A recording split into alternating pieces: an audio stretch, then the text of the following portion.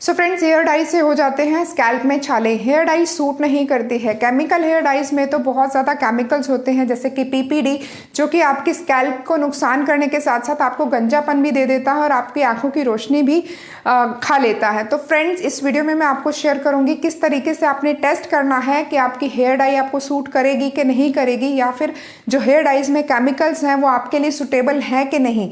Oh my God, मैंने गेहूं खाना शुरू कर दिया। कितनी गुड न्यूज़ है। बट ये देखो, इतना सारा टेस्ट मैंने कराया है। क्या आपको पता है आप गोभी खाते हो, आप ब्रिंजल खाते हो, आप आटा खाते हो, आप दाल खाते हो, कौन सी दाल आपको नुकसान करती है? क्या आपने कभी सोचा इसका भी कोई टेस्ट होता है?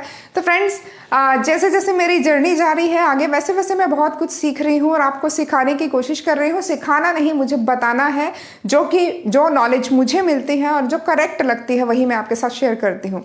सबसे पहले तो मैं ये बता दूं कि मैं डॉक्टर नहीं हूँ, बट जो मुझे डॉक्टर मिले हैं वो मेरे थॉट्स के अकॉर्डिंग मेरे से मैच करते हैं। So you will get good suggestion जो कि आपके मन को भी भाएगी और आप करोगे भी। सो फ्रेंड्स, आज है डे 38। इसमें हम रेस्ट करेंगे अपने बालों का और ये ध्यान देंगे कि आपको किस चीज़ से एलर्जी है जो कि आपको ओवर रिएक्ट कर रहा है आपके किसी भी बॉडी के ऑर्गन्स में और नुकसान दे रहा है। सो फ्रेंड्स, जैसा कि आप सब जानते हैं कि 2018 में मुझे ऑटो इम्यून डिसऑर्डर हुआ था, जिसमें मुझे वीट एलर्जी निकली थी और उसके बाद मैंने वीट खाना छोड़ दिया। ना कोई ट्रीटमेंट कराया, ना मैंने कोई टेस्ट कराया, ना ही मैंने कुछ और दवाई ली, क्योंकि इसका कोई दवाई है ही नहीं। ओनली प्रिकॉशंस है कि आपने वीट नहीं खाना है। डॉक्टर ने बोला वीट नहीं खाना, मैंने नहीं खाया। ग्लूटेन फ्री उन्होंने बोला खाना है। लोगों को लगा खाना नहीं खाएगी, रोटी नहीं खाएगी तो जिएगी कैसे। मैंने सर्च किया, देखा, शुरू में थोड़ा सा अपसेट हुई, फिर लगा कि gluten free diet, yes, gluten free diet बहुत सारे लोग वेट लूज करने के लिए यूज़ करते हैं और इतनी हाई प्रोटीन वो डाइट होती है, तो मैं क्यों ना लूँ। और शायद ऊपर वाले ने मुझे ये आशीर्वाद के रूप में दिया है कि आपने ग्लूटेन फ्री ही खाना है, आप हेल्दी रहो, लॉन्ग जियो, लंबा जियो और हेल्दी जियो। सो क्यों ना हर चीज़ को हमने पॉजिटिवली एक्सेप्ट करें और अच्छे से हंसते खेलते उसको ले जाएं। तो इसी जरिए मैं चल रही थी। बट बीच में क्या हुआ कि 2021 में थोड़ा सा बहुत सारी प्रॉब्लम्स भी थी, एंड देन मैंने रेमेडीज़ वगैरह यूज़ करनी भी कम कर दी थी, एंड फिर से मेरा जो हीमोग्लोबिन है वो डाउन होने लगा था। देन आई थॉट कि वीट छोड़ने के बाद भी अगर मेरा हीमोग्लोबिन डाउन हो रहा है तो फिर मतलब क्या, मतलब मैंने अगर गेहूँ छोड़ा है तब भी मुझे अगर ये प्रॉब्लम है तो कुछ और प्रॉब्लम है ना मेरे बॉडी में। सो चलिए, फिर मैं चली गई अपने डॉक्टर के पास। जुलाई में मैं गई थी, तब भी मुझे सिर्फ मैंने हीमोग्लोबिन कराया था और बाकी टेस्ट कराए थे जो आपके साथ शेयर किए हैं मैंने। उसके बाद फ्रेंड्स, मैंने वीट एलर्जी के लिए इस बार उनको बोला, एंड आई थॉट कि मुझे एक बार फिर से टेस्ट करा लेना चाहिए, 4 साल हो गए हैं। एंड ही सेड कि येस, ये एलर्जीज जो होती हैं ये चेंज भी होती रहती हैं टाइम टू टाइम, एंड आपको तो काफ़ी एज के बाद वीट एलर्जी का पता चला है, अदरवाइज ये चाइल्ड बचपन में ही पता चल जाती है। तो मे बी थोड़ा बहुत होगा एलर्जी, तो अभी फिर चेक करा लेते हैं और देख लेते हैं। तो उन्होंने कराया मेरा एलर्जन टेस्ट। सो काफ़ी महंगा था वो, और मुझे लगा कि इतने सारे पैसे भर के मैं क्या क्या उसमें से दिखेगा, मुझे क्या पता चलेगा कि मैं टेस्ट कराऊं कि नहीं कराऊं। तो इसकी कॉस्ट क्या है, इसके बारे में इसी वीडियो में बताऊंगी। पहले मैं आपको बता देती हूँ कि मुझे क्या क्या चीज़ की एलर्जी का पता चला कि इसमें ये आपको मिलेगा। सो फ्रेंड्स, उन्होंने बताया 286 ऐसी चीज़ों का आपको एलर्जन टेस्ट होगा आपके ब्लड के थ्रू, ब्लड टेस्ट है ये, जिससे कि आपको ये पता चल जाएगा आपको क्या खाना है क्या नहीं खाना है, किससे आपको प्रिकॉशन रखनी है और क्या आपकी हेल्थ के लिए अच्छा है। सो चलिए, उसी को लेके मैं आई हूँ आज और आपको शो करती हूँ किस तरीके से मेरी ये रिपोर्ट आई है और क्या क्या चीज़ें की रिपोर्ट आती है, क्योंकि बहुत सारी ऐसी एलर्जीज होती हैं जो हमें पता नहीं होती हैं, और जब हम पीक में पहुंच जाते हैं, जब हमारा ऑर्गन या कोई भी चीज़ हमारी ख़राब हो जाती है बॉडी की, तब हम जाते हैं कुछ उसका ट्रीटमेंट कराने के लिए। And I believe in precaution is better than cure. इसीलिए क्योर करने से पहले ही प्रिवेंशन करो, प्रिकॉशन रखो, सो दैट कि आपको वो स्थिति ही ना आए, वो सिचुएशन ही ना आए कि आपको उस ऑर्गन को रिमूव करना पड़े, आपको सर्जरी करानी पड़े। So friends, I am super happy कि मेरा जो IgE लेवल आया है वो नॉर्मल रेंज में आया है, दैट इज़ 11.7। देखो मेरी आंखें ही नहीं खुल रही है, मुझे बहुत ज़्यादा नींद आ रही है, लेकिन फिर मुझे लगा नहीं, इसको शेयर करना ज़रूरी है। ठीक है, चलिए दिखा देती हूँ मैं आपको। ये मेरी ही रिपोर्ट है। सो हल्का सा झलक दिखा दूंगी आपको वीडियो में भी। सो इसमें फर्स्ट ऑफ ऑल ड्रग्स का रिपोर्ट आया है, जिसमें कि एक है पेनिसिलियम वी, उससे मुझे है एलर्जी, जो कि मुझे नहीं लेनी है, अवॉइड करनी है, ठीक है। और ड्रग्स तो वैसे भी ड्रग्स नहीं लेती मैं। ड्रग्स मतलब जो आपकी मेडिसिन होती हैं उसमें जो ड्रग्स होती हैं उसका नाम है, ठीक है। सो उसके बाद है हमारा एलर्जन फूड वेजिटेबल रिपोर्ट, ठीक है। अब इसमें क्या है कि इसमें सारी दालों का है, सारी नहीं, कुछ स्पेसिफिक दालें हैं, जैसे कि तूर दाल, मूंग दाल, चना दाल, राजमा दाल, उड़द दाल, सब में नॉर्मल है। नाउ इसकी वैल्यू 0.5 से नीचे जब होती है तो वो नॉर्मल है, मीन्स कोई एलर्जी नहीं है। 0.5 से ऊपर है तो आपको एलर्जी है, मीन्स उसको आपने अवॉइड करना है, ठीक है। अब इसमें मूंग दाल में 0.13 है और तूर दाल में 0.36 है, तो इसमें थोड़ा सा फर्क हुआ ना। तो मूंग दाल हल्की होती है, जल्दी पच जाती है। 0.36 है तो इससे मतलब ऐसा नहीं है कि आपको एलर्जी है, बट ये थोड़ा सा पचाने में वो टाइम लेगी। और आप सबको भी पता है कि उड़द की दाल हैवी होती है, जिसको गैस्ट्रिक प्रॉब्लम होती है वो उड़द की दाल नहीं खाता है या अवॉइड करता है। मूंग की दाल सबसे हल्की होती है, कभी भी कोई भी सर्जरी होती है या फिर कभी भी आपको डायरिया होता है तो डॉक्टर मूंग की दाल बोलता है, क्योंकि वो हल्की होती है, जल्दी पचने में पच जल्दी जाती है, डाइजेस्टिव सिस्टम उसको जल्दी पचा लेता है। सो इस तरीके से इसके वैल्यूज़ हैं। सो इसी तरीके से मैंने इसको समझा है और हम फील भी करते हैं कि आज हैवी चीज़ खाई है तो हमें पचाने में थोड़ा सा टाइम लगेगा। उसके बाद है फ्रूट्स।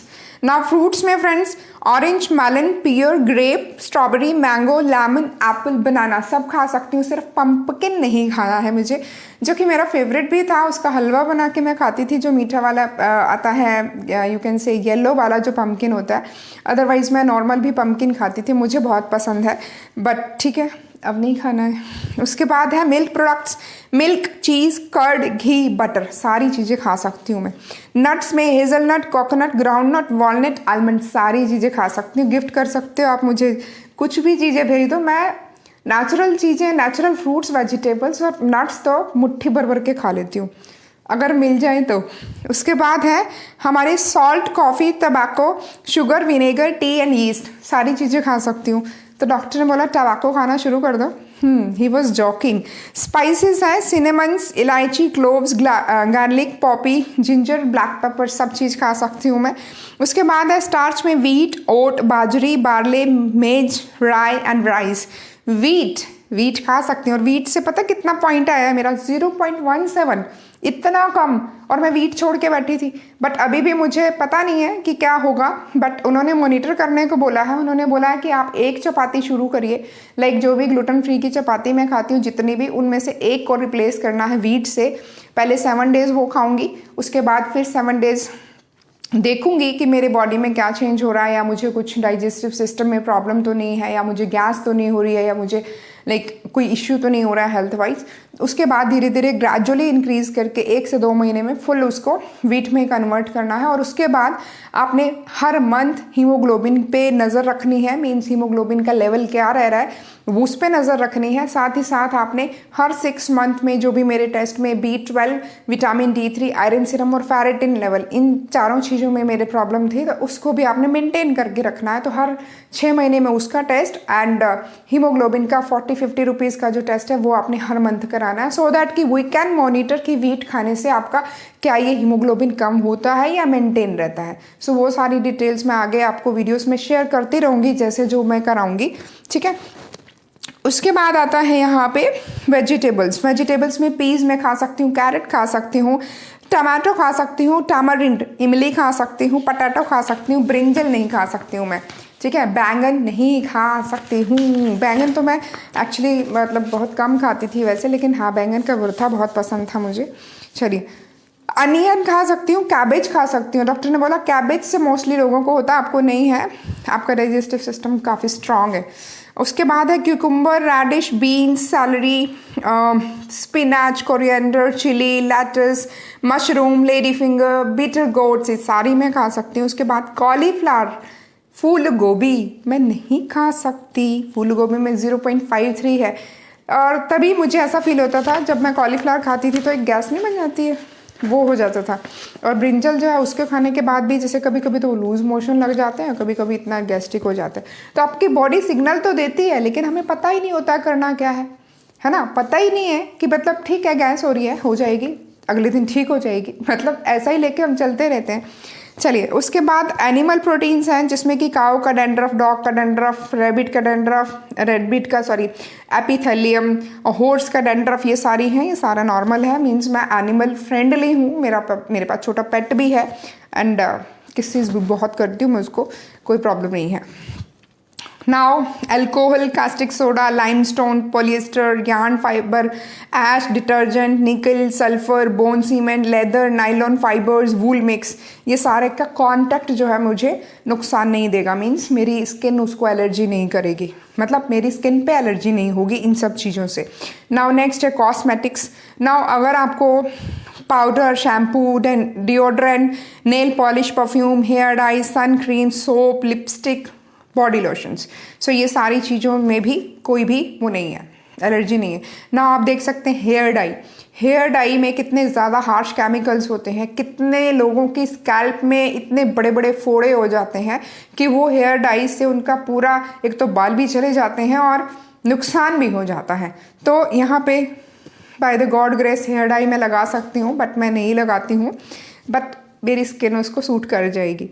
उसके बाद है dust allergies, rice dust, wheat dust, jute dust, straw dust, would dust, cotton dust, ये सारे से मुझे कोई एलर्जी नहीं है। हाउस डस्ट से है। सोचो, भगवान ने बोला है कि तुम महारानी बन के रहो, घर का काम मत करो, हाउस डस्ट से तुम्हें दिक्कत होने वाली है। लेकिन कैसे अवॉइड कर सकते हैं, वो तो हमने करना ही है। तो देखते हैं, मास्क लगा के, चुन्नी से ढक के कुछ तो करना ही पड़ेगा ना, क्योंकि ये तो करना ही है, वो तो लिखा ही है भाग्य में।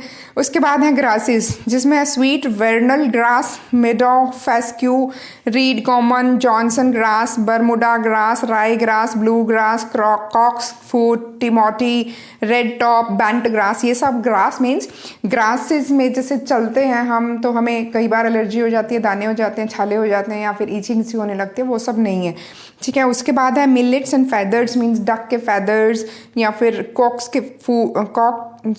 चिकन फेदर्स, गूस फेदर्स, इन सब से मुझे कोई प्रॉब्लम नहीं है। मॉल्स एंड यीस्ट मतलब मैं फंगस रिलेटेड जो जैसे कि मशरूम्स वगैरह मैं इजीली खा सकती हूँ, डाइजेस्ट कर सकती हूँ, और इसमें बहुत सारी फंगस का, यीस्ट का नाम लिखा है जिसमें भी I am comfortable with. And then है हमारा silk, plaster of Paris, smoke, latex, paints, papain, plastic, इन सब से भी कोई प्रॉब्लम नहीं है।